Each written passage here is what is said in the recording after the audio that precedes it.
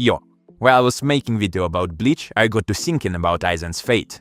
The topic of today's video will be overall reflection on shonen endings and their villains in general. I often seen Bleach fans get furious over how Aizen was treated. And I, as a chief ambassador of anime science, razors and mildly offense with words like rage bite and lap, have figured out that this is a massive problem. I divide anime antagonists into three types. The first, absolute evil, the type of villains who will stop at nothing. He's very well informed about current events, so he never sides with Gogito show's main characters, he just thinks differently. Perfect example are Frieza from Dragon Ball Z, Enrico Pucci from JoJo Bizarre Adventure, Crocodile and Enel from One Piece. The second, the overused cliché, turning enemies into friends. Characters here wouldn't want to fight, they just didn't have a proper heart-to-heart conversation before the battle. And yet, this conflict could easily have been avoided if they had simply discussed. Great example would be Gaara from Naruto, Okuyasu from JoJo, Byakuya Uchiki from Bleach, Vegeta from Dragon Ball, and Reiko Tamura from Parasite. By the way, I just remember a small exception, Haku. After all, he and Naruto had a conversation before the conflict, which is why Haku spared them. And the third type, the type of villain who doesn't consider themselves an antagonist, and doesn't believe they are doing arrow in the literal sense of the word.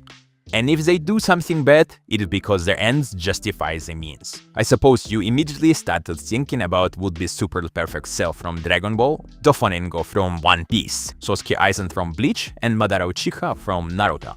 And I'd like to talk about last two, because in my opinion they perfectly embody the problem I'm talking about, and their example will be perfect for illustration this, since they're among the most famous characters in anime.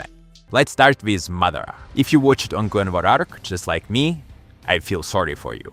Coming home from school and suffering through fillers inside fillers, most painful. And then episode 322. Stunning hand-to-hand action where Madara single-handedly wipes out an entire army, and then finishes off the survivors with two massive meteors. When Madara showed up, everyone started watching Naruto again. It turned out that he wasn't just a powerful resurrected being, but that he had been a villain long before Naruto was born.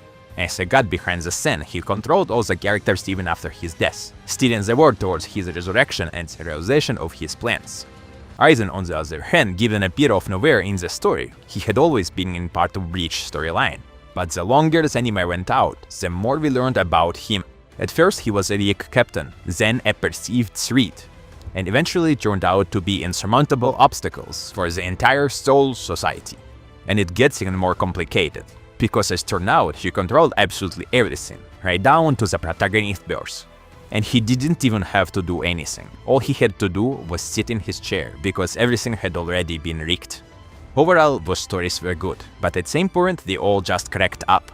I eagerly devoured the chapters when Naruto, Sasuke and Bicho fought Madara. And when Santa Claus arrived and had out the sage present to the kids, the scale of this epic battle would have reached… Wait, would the…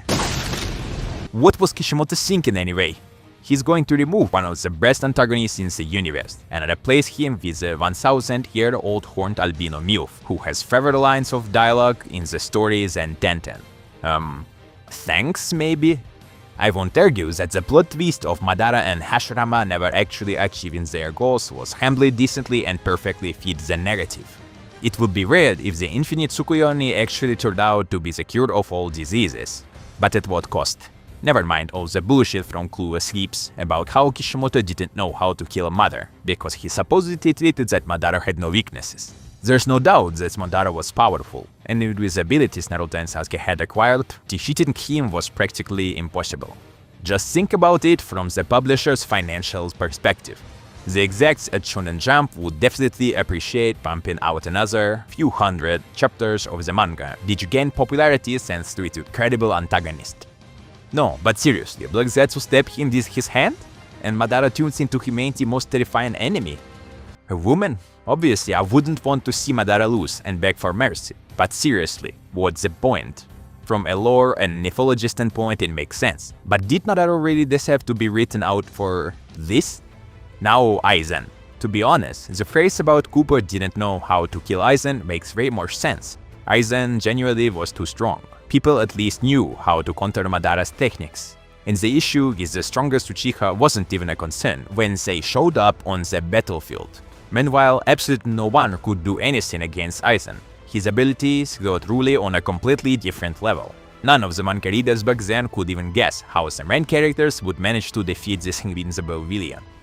Yuchiko just sat in Dongai for 2 months, and then beat Aizen in 3 minutes of screen time. And that didn't even seem too bad at times since everyone thought the manga was about to end. But then Kubo squeezed out another 2 arcs.